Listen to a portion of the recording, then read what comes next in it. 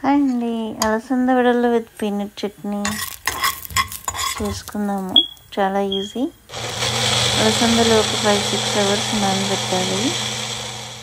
తర్వాత సాల్ట్, ఉప్పు, అల్లం ముక్కలు, పచ్చిమిర్చి ముక్కలు, జీలకర్ర వేసి కొత్తిమీర, కొంచెం పుదీనా కూడా వేసుకోవచ్చు. వేసుకొని గ్రైండ్ చేసుకోవాలి.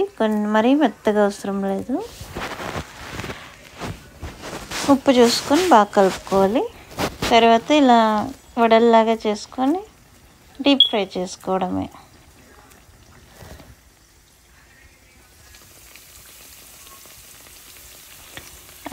శనగపప్పు వేయక్కర్లేదండి. నేను ఫ్రిడ్జ్లో నానబెట్టుకునే ఉన్నాయని వేసాను. వేసినా కూడా చాలా బాగున్నాయి టేస్ట్. క్యారెట్ తురుముకోవచ్చు.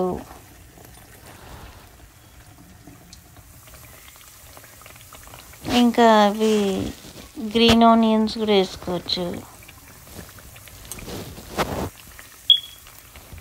నేను మామూలుగా సన్నగా కట్ చేసిన ఆనియన్ ముక్కలు వేసుకున్నాను.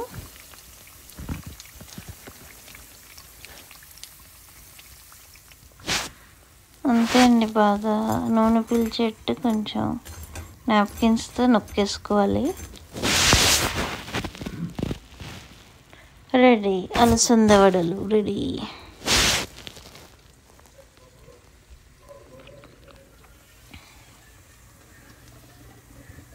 పీనట్ చట్నీతో బాగుంటుంది.